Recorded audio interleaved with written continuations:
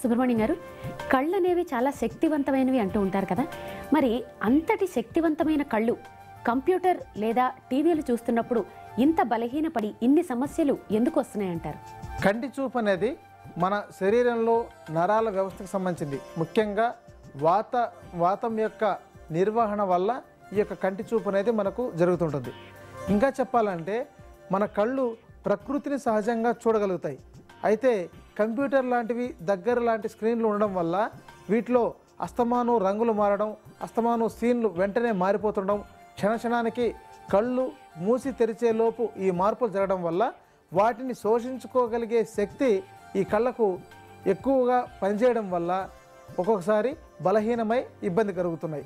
ఇంకా చెప్పాలంటే శారీరకంగా కొన్ని రకాల సమస్యలు కూడా ఉండడం వల్ల ఇవి తొందరగా సమస్యకు గురవుతున్నాయి.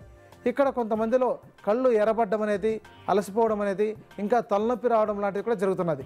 అంటే కళ్ళు బాగా అలసిపోతున్నప్పుడు ఈ తలనొప్పి రావడం కూడా సాధారణంగా జరుగుతుంది.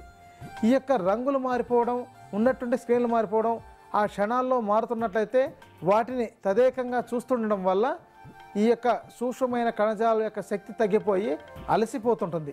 అలాంటి పరిస్థితుల్లో కంట్లో నీరు రావడం, మంట పుట్టడం, నొప్పి రావడం అనేది సాధారణంగా జరుగుతుంది. ఇలాంటి పరిస్థితుల్లోనే అవి బలహీనపడి మనకు కంటి చూపు కూడా తగ్గడం అనేది సాధారణంగా జరుగుతుంది. ఇంకా మన కళ్ళకు ప్రకృతిలో రంగులను బట్టి వాటి యొక్క శోషించే గుణం, శక్తి పెంచుకునే గుణం కలిగి ఉంది.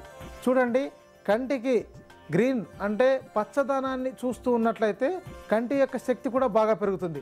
అలాగే ఎర్రటి రంగును చూస్తున్నట్లయితే ఆ యొక్క కంటి శక్తి తొందరగా తగ్గుతుంది. ఇలాంటి రంగుల ప్రభావం కూడా కంటికి ఉండడం వల్ల కంప్యూటర్లో జరిగే ఈ యొక్క రంగుల ప్రభావం తప్పనిసరిగా కంటి సమస్యల మీద, లేకపోతే కంట్లోని లోపలి అవయవాల మీద ప్రభావం చూపి కంటి సమస్యలు వస్తున్నాయి. దీన్నే ఆధునిక పరిభాషలో కంప్యూటర్ విజన్ సిండ్రోమ్ అని అంటున్నారు. ఇలాంటి కంటి సమస్యలు ఉన్న వాళ్ళని అందరినీ పరిశీలించి వాళ్ళకందరికీ ఎన్ని రకాల చికిత్సలు చేసినా తగ్గకపోతే కొన్ని రకాల ఆయుర్వేద మూలికలతో చికిత్సలు చేయడం ద్వారా చాలా మంచి ఫలితాలు వచ్చాయని చెప్పని మనకు మహారాష్ట్రలోని ఒక పరిశోధనా సంస్థ తెలియజేసింది. అలాగే ఇదే పరిశోధన కర్ణాటకలోని ఒక ఆయుర్వేద వైద్యుల ద్వారా కూడా ఈ పరిశోధన చేయబడి చాలా వరకు ఈ సమస్యలు తగ్గాయని నిరూపించబడింది.